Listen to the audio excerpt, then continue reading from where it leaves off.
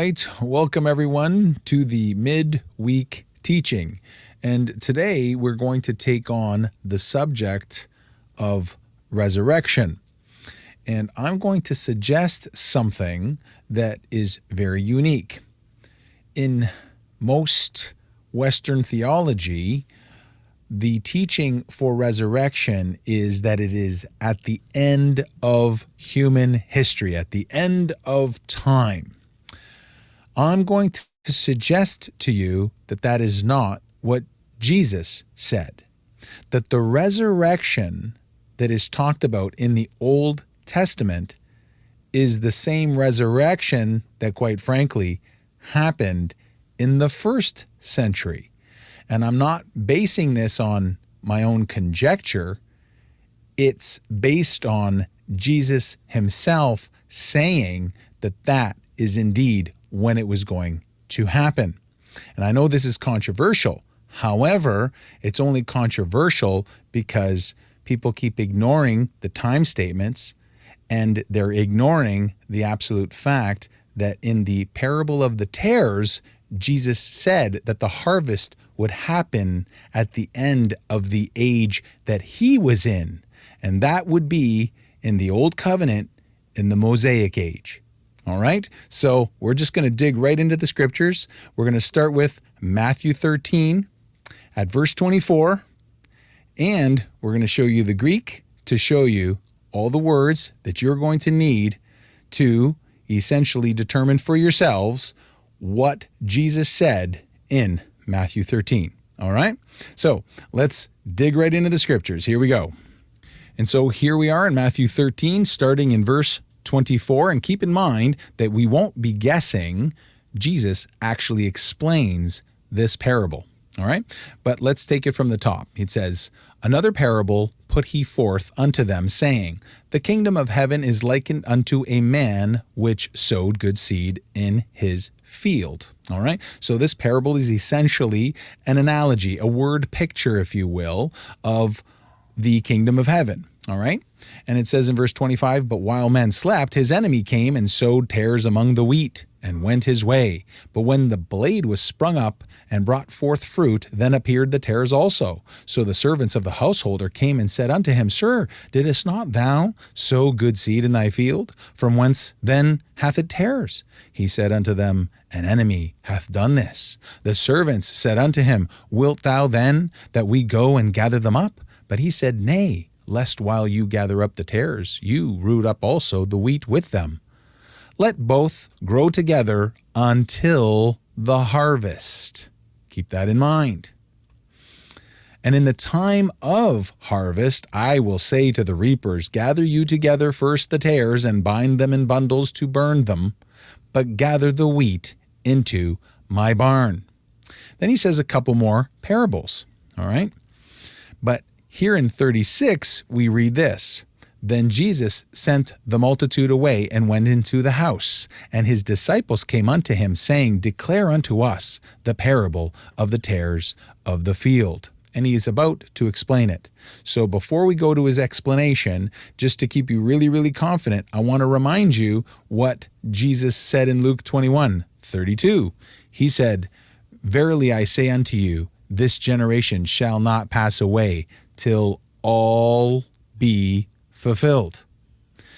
After his death and resurrection in Luke 24:44, he said unto them, "These are the words which I spake unto you," past tense, "while I was yet with you," meaning while he was with them in the flesh prior to his death and resurrection, "that all things," I'm going to repeat that all things must be fulfilled. They must be fulfilled, which were written in the law of Moses and in the prophets and in the Psalms concerning me. Does resurrection concern Jesus? I think the answer is clearly yes, indeed. He's our resurrection hope, not to mention he's the first begotten of the dead. Correct? So, and also Daniel is a prophet. So what does it say in Daniel 12:1-3? It says this, I've mentioned it before, I'm going to say it again. And at that time shall Michael stand up, the great prince, which standeth for the children of thy people. In the time context in the Old Testament, Daniel's people would have been the Israelites under the Old Covenant, the Mosaic Law.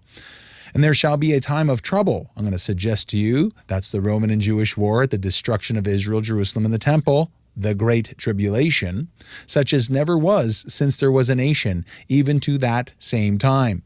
And at that time that time of trouble, thy people, meaning Old Covenant Israel, shall be delivered, every one that shall be found written in the book. He's clearly referencing the book of life, which we also see in Revelation chapter 20. And this is the resurrection in Daniel. Remember what Jesus said, that the prophets must be fulfilled. All things written must be fulfilled in that generation. That includes this verse. And many of them that sleep in the dust of the earth shall awake. That's resurrection. Some to everlasting life, and some to shame and everlasting contempt. All right? And it says here, and they shall be wise, and they that be wise shall shine as the brightness of the firmament, and they that turn away to righteousness, that turn many to righteousness as the stars forever and ever. Now, I just briefly want to touch on this everlasting contempt and the shame. We've talked about this before, but because I want to carry the precedence from the book of Daniel. If book of Daniel says that it's an everlasting shame and contempt, it's good for us to know what the word contempt means, right? Because then Jesus's word expression in that parable talks about burning in the fire, correct? But we should go into that knowing what Daniel's scripture says, because I'm going to be very clear here. I believe that Jesus is using word picture imagery because being raised to everlasting contempt and shame would be equatable or equal to fire because of what I believe this is really talking about. It's about a shameful resurrection in that you will be unveiled, all the wickedness, right, that you did not repent of, that you were not repenting of, and keeping this in the first, or I should say it this way, that they were not repenting of when that resurrection would happen. They would see the evil in which they conducted, and they will be ashamed. So let's take a look at this word contempt, because I want to go into it responsibly here. And it means aversion, abhorrence. So to make a long story short, I quickly went over to, I've done this before, I'm going to do it again. Abhorring means loathing, repugnance, disgust. Okay? So for example, slavery is an abhorrence, shameful. See? It's rising to being ashamed as to how you operated. And it's much like, basically, I would say it like this. You could have been the quarterback. Instead, you got benched. All right? And I think that that's serious, but I just want to make that very clear that I don't believe it's an eternal torture chamber, and I actually don't think it's depicting annihilation. However, some folks believe annihilation, and that's certainly better than an eternal torture chamber, but I'm going to suggest with the standards that we have with Daniel that no, it's a resurrection where you are actually utterly ashamed and cast out and rejected, and you don't get the full inheritance. So we can talk about what that could mean, but I'm going to personally just suggest that but I'm not dogmatic about it, but I am quite dogmatic about the eternal torture chambers. Clearly, that's not what this is saying. All right, so let's go back to knowing what Jesus said here, right? That all things must be fulfilled, which were written in the prophets. That includes resurrection. All right, it's very important to understand that, because this can mean really, really good news for us today. Okay, it's not bad news, it's really, really good news. All right, and I think that's why the gospel is good news for all. Okay, so let's go back to Matthew 13 and finish hearing Jesus's explanation of this parable. So it says, I'll remind us what it says here in 36. Jesus sent the multitude away and went into the house, and his disciples came unto him, saying, Declare unto us the parable of the tares of the field. This is the one I'm going to suggest they really want to know, because it was about the harvest. And I have a feeling, Little conjecture on my part, but I think most of you would agree that they know about the resurrection prophesied in the book of Daniel, for example. All right? And when he was talking about harvesting, I think they grew very interested in this specific parable. So Jesus answers and says unto them, he that soweth the good seed is the Son of Man. I find this interesting because Jesus here is already talking about himself in a third person context. And he's noting that he's the Son of Man. He's the mediator, the high priest, the reconciler of mankind to God. Okay, let's continue. That's why, there could be much more to this title, but I think that's one of the reasons why you see this title oftentimes being used by Jesus about himself. The field is the world. Now, this is huge. You say, what do you mean it's huge? Well, because later on, you're going to see the word world here, end of the world. See? But that's not the same term in the Greek. So this is very important that you understand this, and I don't mind saying, I don't think this is a very good rendering by the old King James. It's just not, because this means end of the age. What age would that be? The Mosaic age, the age that Jesus was in. And the law and the prophets that Jesus came to fulfill was what? The law of Moses, the Mosaic age. He was the prophesied Messiah to come at the end of that Mosaic age to fulfill the law and the prophets and usher in that better covenant, that new covenant, which we are all claiming to be under if you're a God-fearing, Jesus Christ-believing Christian. So if we are truly under the new covenant, that means the age, the end of the age would have been the end of the Mosaic age, which would have been in the first century. And Jesus is saying this parable in and around 30 AD, and the destruction of Israel and the end of the Mosaic age by him fulfilling all things and ushering in the new covenant was 70 AD. All right, so let's go to the Greek here. The field is the world. I want to show you how that essentially means the field is the world. So again, this is the parable of the tares in the Greek, guys. I'm using Bible Hub. And we're going to go to 37, because you remember he says a couple other parables, and the disciples asked him about that specific parable. So that's why there's a couple parables in between. And in 37 is where we're looking for, okay? He says, and answering, he said to them, the one sowing the good seed is the Son of Man. And then 38, and the field is the world. Look at this word, okay? This word is cosmos. The world, universe, worldly affairs, right? Like if you ever said, the world is going mad, right? That kind of a thing. So the worldly affairs, the inhabitants of the world, all right? So cosmos is this word. And I'm going to suggest this is about the biggest Greek word that I know of to describe the entire world, all right? So going back to Matthew 13, I'm going to bring us back to the Greek, right? So that's what he says here in 38. The field is the world, right? The good seed are the children of the kingdom, but the tares are the children of the wicked one. The enemy that sowed them is the devil. The harvest is the end of the world. And this is what a lot of futurists will use and say, well, no, this is all at the end of the world. No, that's not what that means. This is why I suggest strongly, I use Old King James a lot. I really do. However, I keep my Greek and some other translations very close to me while I do so, because not all the renderings are as good for us, especially in this day and age.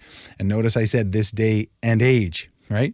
What does he say here? He says, and the harvest is the completion of the age.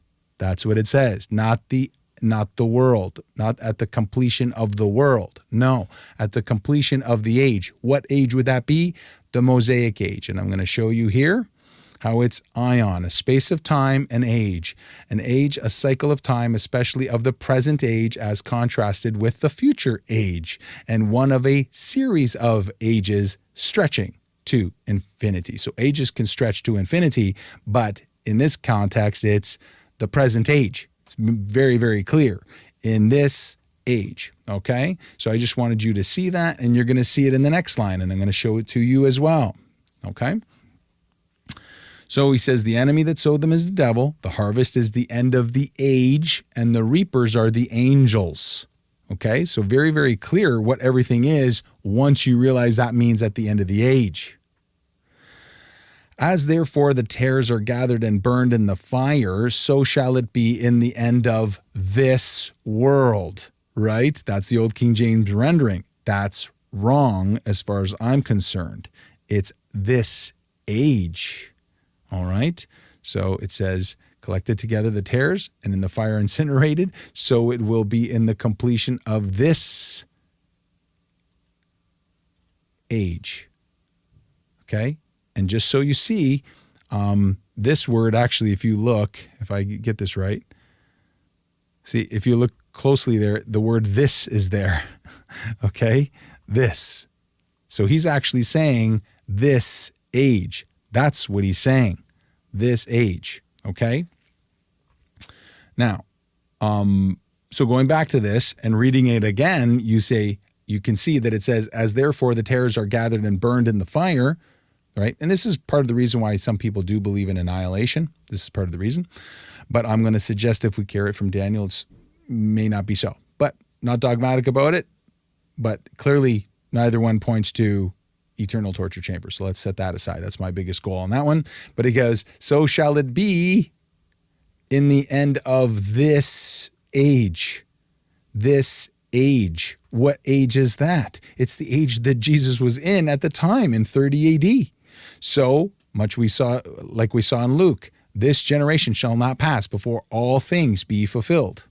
Luke 24:44, all things concerning me in the law and the prophets and the Psalms needed to be fulfilled, and they need to be fulfilled. This is it. I've come here to do this, to bring this age to a close by fulfilling all things that was prophesied and ushering in that everlasting kingdom under the new covenant, which every Christian says they're in. But what they're not recognizing is that the resurrection and the end of the Mosaic age and the bringing in of the new covenant age is all tied together. You can't separate them. You cannot separate them. The resurrection at the end of the Mosaic age is tied to the fulfillment of the Mosaic age and us coming under the new covenant, which started in 70 AD. Therefore, the resurrection, according to Jesus, was going to be happening at the end of that age. All right. And we're going to connect this, by the way, to the book of Revelation, which will further confirm that the book of Revelation is a book that is historical as well. All right. And you're going to see all the connections. But let's finish this one out. Okay. So shall it be. So I want to reroute this one more time because I think it's important for you to see it. Okay. He answered them and said, he that soweth the good seed is the Son of Man. The field is the world. That's the cosmos. The good seed are the children of the kingdom, but the tares are the children of the wicked one. The enemy that sowed them is the devil. The harvest is the end of the age, and the reapers are the angels. As therefore the tares are gathered and burned in the fire, so shall it be in the end of this age. Okay? This age, he's specifying his own age, the one that he's in, just like when he says, this generation shall not pass before all things be fulfilled. Okay? The Son of Man shall send forth his angels. What do you see a lot of in the book of Revelation? Angels. And they shall gather out of his kingdom all things that offend, and them which do iniquity, the resurrection of the just and the unjust. Right? What does Daniel say? What does it say? Many of them that sleep in the dust of the earth shall awake, some to everlasting life, some to shame and everlasting contempt. Resurrection of the just and the unjust. That's exactly what Jesus is talking about here. He's going to gather out of his kingdom all things that offend and them which do iniquity, and shall cast them into a furnace of fire. There shall be wailing and gnashing of teeth. And this means grinding teeth. Do you notice, by the way, just so you know, notice he doesn't say there shall be all continuous painful cries and torturing pain that will never subside and they will be tortured forever. He doesn't say that. He says wailing and gnashing of teeth. I believe this is an expression saying wailing and grinding the teeth is because of the shame. And they're very, very upset and they're ashamed, right? Because they're found out. Just picture yourself if you were ever caught doing something you shouldn't have been doing. How did you feel in that moment? Did you start to weep? Did you start to grind your teeth? Did you start asking yourself, why was I like this? That type of thing. So I'll leave it with you, but just so you see that expression doesn't line up with the idea of, continuous torture, okay? So, but I understand why some folks, go with the annihilation, but I do think that this is a word picture. I wanted to express this to you while we're at it as well. There's certain expressions. In fact, I'll use an example. My wife said the other day, she said, well, it's been a slice. She said that in front of my children, and they started laughing because they didn't know what she was talking about. And that's when we realized, hey, you used an expression that they've never heard before, right? I knew what she was saying, but they didn't. They just started laughing. Like, what are you talking about? That doesn't make any sense. So there's a distance of time from Daniel, right? Almost 490 years. Give or take, okay? So there's some expressions that are being used under the Roman Empire in the time of the Roman Empire in the first century that probably back in the time of Babylonia, right, because that's where Daniel was in the times of Babylon, those expressions may not have been used. So you're using different kinds of expressions, not because you're not saying the same type of thing, but you're using a different kind of expression to say something. So I would suggest we do this. We, for example, might say, hey, wow, man, that was really bad, bro. That was bad. It's like, but you actually mean that they're good. You would never have said that. I'm guessing you would just confuse someone 200 years ago with that statement. You see what I'm saying? So there's 400 to almost 500 years time span. So I'm going to suggest to you that the expressions are changing and Jesus is speaking to his timeline and his audience. And I think they would have understood that expression as to what it meant because they understood the Hebrew. They understood the book of Daniel. Okay. So it's something for you to consider. But anyways, as you can see, he's explaining that this is going to happen. This is the biggest thing that I'm trying to teach today is that it's going to happen at the end of this age, he says. And the age that he's in is that one. And this is indeed about the resurrection, right? That's why he says, I'm going to send forth the angels to gather out of his kingdom all things that offend and them that do iniquity, the resurrection of the just and the unjust. And then he says, right, so it talks about casting them in the furnace of fire. There shall be wailing and gnashing of teeth. Then shall the righteous shine forth as the sun in the kingdom of their Father, right? What does it say here in Daniel verse 3? And they that be wise shall shine as the brightness of the firmament, and they that turn many to righteousness as the stars forever and ever, right? That's what it says. That sounds exactly, very, very similar type of language, maybe slightly different because he's saying, then shall the righteous shine forth as the sun in the kingdom of their Father. I think you can see the marriage there. Who hath ears to hear, let him hear. And then he says a couple more parables. And I want to take this all the way home for you, okay, describing the kingdom of heaven. And he mentions, I'm going to pick it up at verse 47, because I think this, again, he points to that age. So I've got two witnesses in Matthew 13, right, that he says this age, right, at the end of the age. And I believe that that's the Mosaic age, the age that Jesus is in. And I don't know that there's a way around that to be genuine, but I'm going to give you a third witness just to really, really take this home. It says, again, the kingdom of heaven is like unto a net that was cast into the sea and gathered of every kind. A little PS on this. I think the sea is being said here because the sea, up until from Daniel's time, was a word picture of all the nations.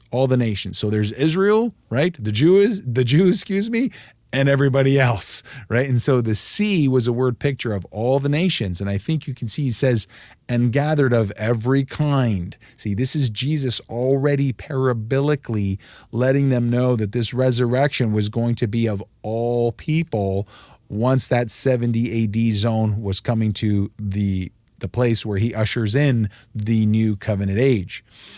Which, when it was full, that net, right, this is the analogy, they drew to shore and they sat down and gathered the good into vessels, right, and cast the bad away. Notice that once again, it's kind of like cast them out, right? Oh, these ones are bad. Throw them out, right? Aversion, abhorring, they're disgusting, right? That kind of thing. Contempt, shame. So shall it be at the end of the world, the old King James says. No, it's not the end of the world. It's the end of the age. Verse 49 in Matthew 13. In the Greek, you can clearly see, okay? I'm going to just scroll down here, guys. 49, okay? Thus shall it be in the completion of the age, all right? Which again, an age, a cycle of time, especially of the present age, as contrasted with the future age. So what age is Jesus talking about? He's talking about the age that he's in, which is related to the Mosaic age, and he's fulfilling all things in that age, ushering in the new covenant age. And there's not one, I'm going to say it again, there's not one Sunday pulpit that doesn't say we're not under the new covenant. They all say, oh yes, of course we're under the new covenant. Well, that new covenant being ushered in is tied into the end of the Mosaic age. That had to be completed, and the resurrection is going to happen according to Scripture at the end of that Mosaic age. So if we are no longer in the Mosaic age, the resurrection happened in the first century, according to Jesus and according to the Holy Writ. All right? And I'm going to ask you to really meditate on this and really strongly consider the timeline, the audience relevance, and what age was Jesus talking about? What generation was he talking to, and who was he talking about? And he was talking to them at that time, and it was that generation as far as I'm concerned, and it was the end of the Mosaic age in order for us to be in the new Christian age. All right? And then it says, which when it was full, they drew to shore, sat down, gathered the good into vessels, but the bad they cast away. So shall it be at the end of the age. The angels shall come forth. Okay, and think about the book of Revelation, all the angels that you're seeing there, and sever the wicked from among the just. The resurrection of the just and the unjust, and we're going to have to separate them. And shall cast them into the furnace of fire. There shall be wailing and gnashing of teeth. Jesus saith unto them, have you understood all these things? And I'm going to once again say that their answer tells me they knew that he was talking about the resurrection that was prophesied in the Old Testament, because these gentlemen here in the first century, our first century apostles / disciples of the time, would have known those scriptures like the back of their hand as far as I'm concerned, and they were walking with Jesus himself. And he says, have you understood all these things? And they say, yea, Lord. And they don't ask any further questions. I believe the reason why they said yes is because they knew he was telling them, right? They knew he was the Christ. They knew he was the Son of God. They knew he was the Son of Man. They knew he was the Lamb of God that took away the sins of the world. They knew he was the prophesied prophet, if you will, and Son of God that was going to come to fulfill all things, right? And usher in the new covenant age. They knew that. Therefore, when he's explaining that to them, because I don't mind saying this to you, if this was going to be in 2,000 or more years, I'm sure they would have said, actually, we don't really get it, because this is like, when's this going to go down? Like thousands of years from now? Notice they're not saying that. Why? Because they know it's going to happen in their age, because that's exactly what he said. And they know that this connects to the book of Daniel. I'm going to suggest the book of Ezekiel as well. They know what he's talking about. He fully explained it, and they understood it. They weren't guessing there. And that's what the scriptures say. So I'm going to believe it, and I hope you do too. All right, so now I'm going to try to marry this, right, Matthew 13, with Revelation 14 and Revelation 11. Okay, because remember, I don't believe that Revelation is really chronological. I think it's giving you the same timeline and different things within the same timeline. I believe that the book of Revelation is all about essentially from Jesus' birth up until the destruction of Israel, Jerusalem, and the temple, which makes it official that the new Christian age began at that time. And that's what the book of Revelation is about. So Revelation 14, verses 14 to 19, it says, and I looked, and behold, a white cloud, and upon the cloud one sat like unto the Son of Man, right? Now, what do you see in Matthew 13? Let's go right back up to Jesus's explanation, right? Because he says, the one that sows the good seed is the Son of Man. And he says, the Son of Man shall send forth his angels, right? So he's referring to himself as the Son of Man here. Well, in Revelation, and by the way, this is Revelation 14, and he's saying the same context. It's the Son of Man. See that? I think it's to connect us to Matthew 13. Having on his head a golden crown and in his hand a sharp sickle. Sickles are for harvesting. And another angel came out of the temple, crying with a loud voice to him that sat on the cloud, thrust in thy sickle and reap, for the time is come for thee to reap, for the what? Harvest of the earth is ripe. All right? So you're seeing even the same terminology here with Matthew 13 and Revelation 14, which was all going to happen in that age. And he that sat on the cloud thrust in his sickle on the earth, and the earth was reaped. And another angel came out of the temple. So here's a second angel that you're seeing aside from the Son of Man, of course. He also having a sharp sickle. And another angel came out from the altar, which had power over fire, which I find very interesting because, again, what is he talking about in the idiom here, or the word picture, right? He talks about the angels, and he talks about how the tares are gathered and burned in the fire. And in Revelation 14, you're seeing that same type of word picture, that same type of symbolism and expression being used in Revelation 14. And it says that, verse 18, right, that he came out from the altar, which had power over fire, and cried with a loud cry to him that had the sharp sickle. And this is not, in this case, he's not talking to the Son of Man. He's talking to the other angel that had a sharp sickle. And he thrust in the sharp sickle, gathering the clusters of the vine of the earth, for her grapes are fully ripe. And the angel thrust in the sickle into the earth and gathered the vine of the earth and cast it into, right? In the allegory over there, or the word picture you get from Jesus, is into the furnace of fire. Well, it's into the great winepress of the wrath of God. Do you see that?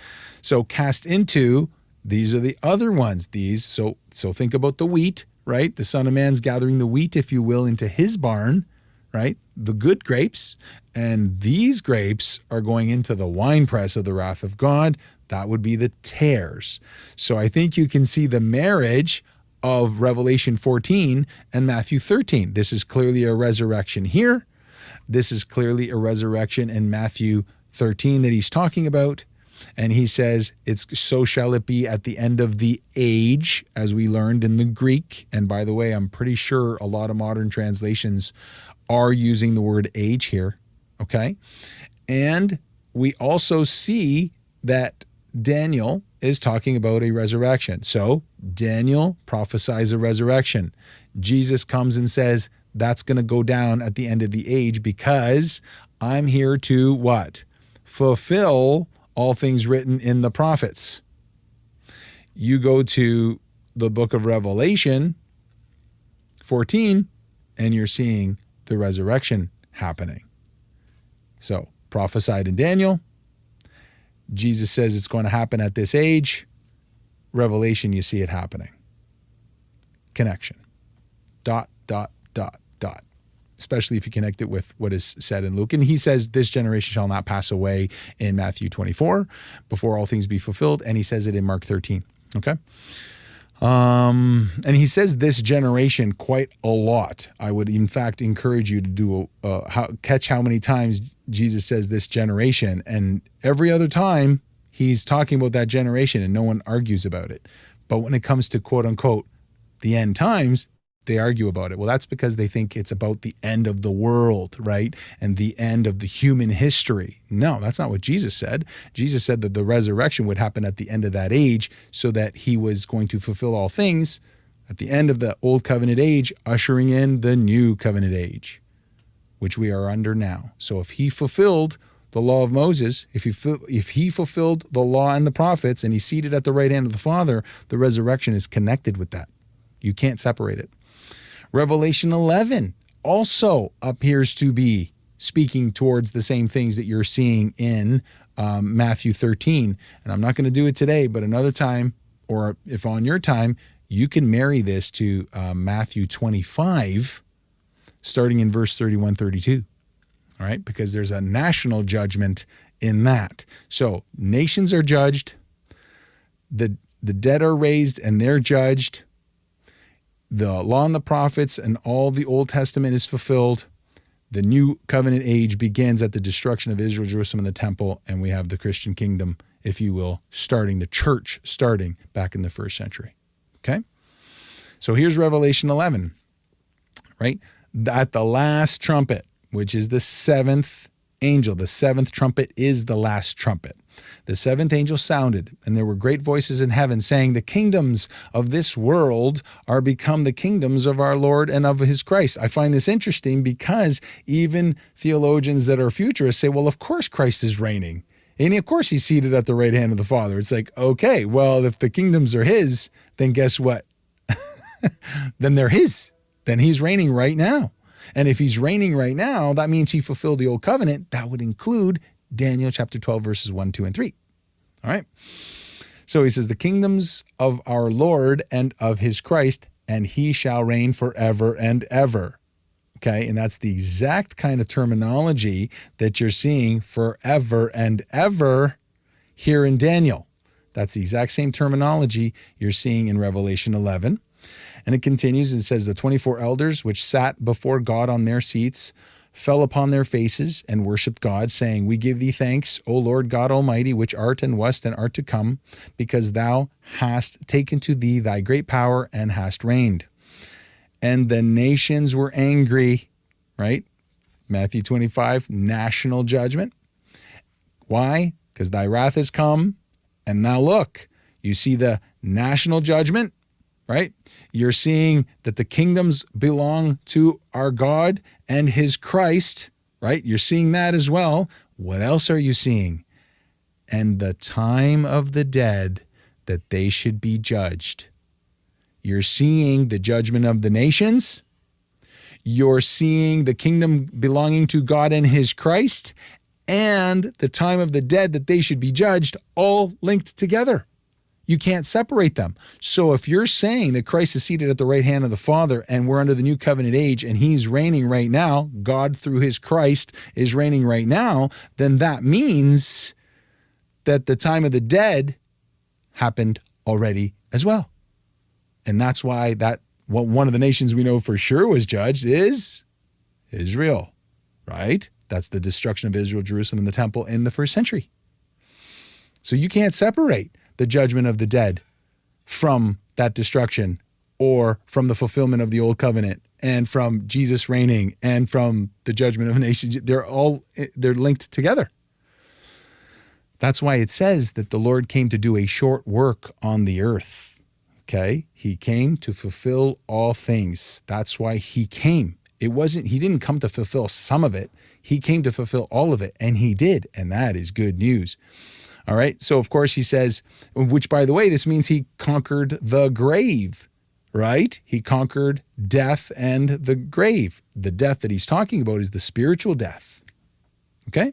So you're seeing that as this happens, right, that the kingdom belongs to God and his Christ. You're seeing the nations are angry because here comes the judgment, Gog and Magog war, if you will, which is the first century, that they should be judged, and that thou shouldest give reward unto thy servants, the prophets. Do you see that? So the rewards are being handed out too. You can see that. And to the saints and them that fear thy name, small and great. By the way, they use that terminology in Revelation 20. And shouldest destroy them which destroy or corrupt the earth. And I don't mind telling you, I'll use this this link right here, I believe. This would probably be good. I was reading Revelation. I just want to see that the earth is land, okay? Specifying it to a country, to a region. So we're going to go Revelation 11. And just to double check, guys, I'm going to have to go back to make sure I'm on the right track here. Revelation 11. Okay, 18. That's what we're looking for. 18. Here we go. I'm going to hit interlinear. All right. And give reward to the servants and the prophets and to the saints and to those fearing thy name, you small and great. Right. And right? Destroy those who are destroying the earth, not the cosmos, not even the entire known Roman world, if you will, because he's describing the old covenant age, and who had the covenant with God was Israel. So they were destroying the land. What land was that? Notice how this word is used. Go into the land of Israel. It's not the entire world. The land of Israel, right? You can say earth if you want, but throughout all that land. All right, so to go to the definition of the word, very, very clear. I've used this many times. The earth, land, soil, land, region, country, inhabitants of a region. Okay, so it's very clear in the context of Revelation 11 here that this is all about, right, the destruction of Israel, Jerusalem, and the temple. And at that time, that would be the fulfillment of all the law and the prophets and the old covenant age, ushering in the new covenant age. And that's when the time of the dead are judged, and the saints and the prophets are given the rewards, and those who feared his name, small and great, receive their rewards. And of course, the destruction of those who were destroying the land. And I'm going to suggest to you that was primarily in this context the apostate Israelites of the first century. All right. So going back to Matthew 13, I think if you're careful with this text, careful with it, right? You're going to see that this is, in fact, you know what? I'm just on the fly here. I'm going to change versions just to see what the other versions say. I'm not even sure. But of course, we studied it in the Greek. We'll try ESV for a moment. I'm just curious. Just curious. Sometimes you got to take a chance. Okay, parable of the weeds. And then he explains it, right? Parable of the weeds explained, all right? Okay, the field is the world, right? Enemy Sodom is the harvest, end of the age. All right, so this is ESV. Okay, so we'll read it in the ESV. I already showed you in the Greek. We'll read it one more time, and then you can start in your own time, meditate on it, think about it, and see if I have used the scriptures and the things that Jesus said to contextualize this with the old covenant being fulfilled, including what Daniel said about the resurrection. And if Jesus fulfilled all things that was in the Old Testament, which he said he was going to do in that generation and at the end of that age, and that is linked to Revelation 11 and 14, that means that is also depicting that the resurrection that the Bible talks about happened in the first century. So let's read it one last time with all of this information in your mind. Then he left the crowds and went into the house, and his disciples came to him, saying, "Explain to us the parable of the weeds of the field." He answered, "The one who sows the good seed is the Son of Man. The field is the world," that's great, the cosmos, "and the good seed is the sons of the kingdom. The weeds are the sons of the evil one, and the enemy who sowed them is the devil. The harvest is the end of the age." The age, which one? The one he was in. "And the reapers are the angels. Just as the weeds are gathered and burned with fire, so will it be at the end of the age." And I'm going to suggest to you, if you see it in the Greek, it says of this age. "The Son of Man will send his angels." You saw that in Revelation.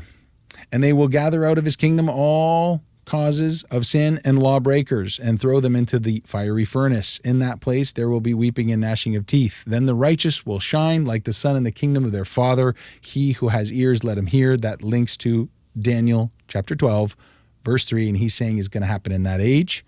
And of course, there's a couple more parables as we talked about, and then he gives the parable of the net. Again, the kingdom of heaven is like a net that was thrown into the sea and gathered fish of every kind. When it was full, men drew it ashore and sat down and sorted the good into containers, but threw the bad away. So it will be at the end of the age. The angels will come out and separate the evil from the righteous and throw them into the fiery furnace. In that place there will be weeping and gnashing of teeth. Have you understood these things? Yes. So, hopefully, I've given you something to really think about and see, am I understanding this correctly?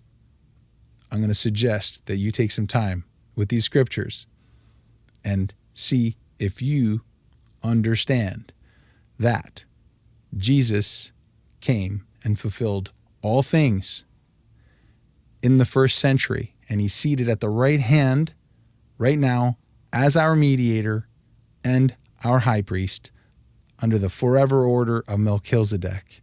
And that's the forever kingdom that he came to begin the church back in the first century. So I think that's fantastic news, but I'm going to leave it with you to rest upon it, meditate on it. I hope, if nothing else, I've given you cause to really look at this and say, we should start looking at the 66 books as completed, and not just a completed book, but literally completed by Yeshua HaMashiach, Jesus the Messiah, literally completed, so that we can really, really rest our minds and our hearts and our souls and our hope in the one who finished it all, Jesus the Christ. Thank you, God. Hopefully this was edifying, guys. Thank you so much for listening. Grace and peace.